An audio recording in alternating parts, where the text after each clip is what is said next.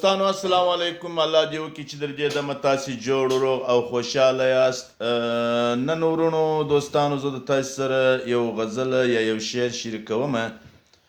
چې شعر شاعري ده د ملا عبدالعزیز اخوند مرحوم او د شعر عنوان دی راختلی لمر. یا لمر دی راختلی یا ستا د مخ انوار دی یا ګل دی غوړېدلی یا ستا زنخ بهار دی یا لمر دی راختلی یا ستا د مخ انوار دی یا ګل دی غوړېدلی یا ستا زنخ بهار دی یا ستا خال دی زرینا یا ستوری د زهرا یا ستا کلام مشکینا یا زنجیر زمیرا یا ستا سپیندی جبینا یا سریر د دهرا یا ستا مخ مالیدلی یا د جنت گلزار دی یا ستا مخ مالیدلی یا د جنت گلزار دی یا لمر دی راختلی یا ستا د مخ انوار دی یا ګل دی غوړېدلی یا ستا زنخ بهار دی یا ستا لبی شکری یا قندی یا نبات یا ستا سترګي تاثیری یا وهم د سویرات یا ستا د ناز خبری یا زما د زړه نجات یا ستا شمال راغلی یا وخت د لوی سهار دی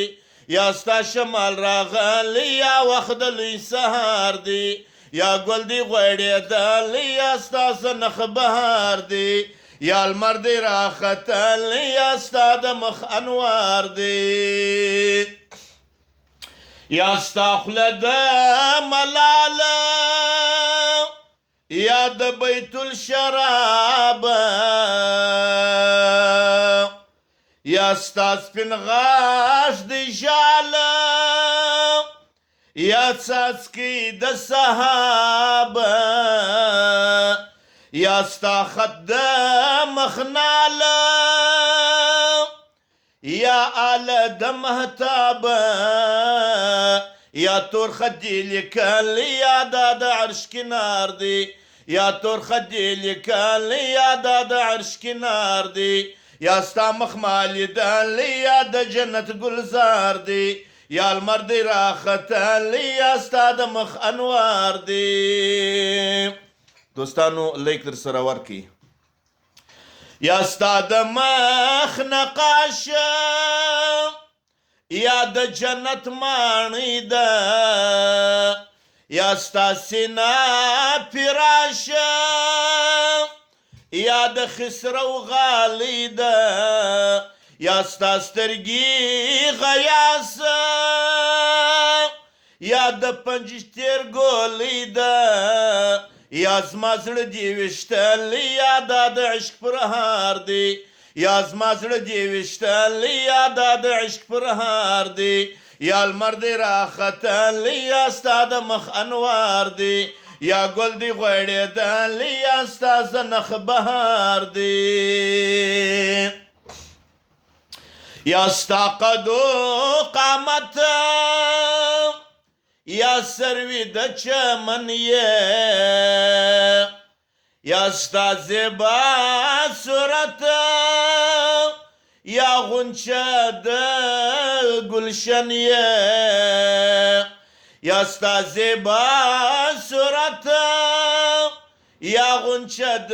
گلشن یا ستا ډیر دی عزت یا ته ګل پیروهن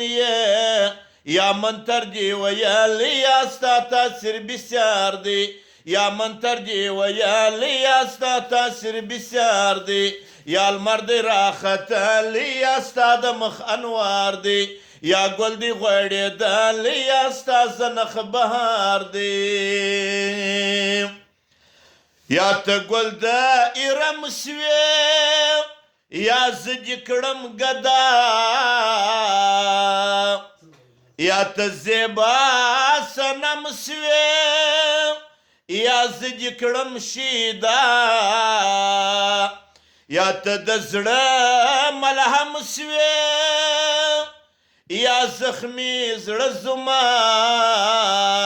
یا تا یم سیزل یا عبدالعزیز خوار دی یا تا یم سیزل یا عبدالعزیز خوار دی یا لمر دی راختل یا ستا د مخ انوار دی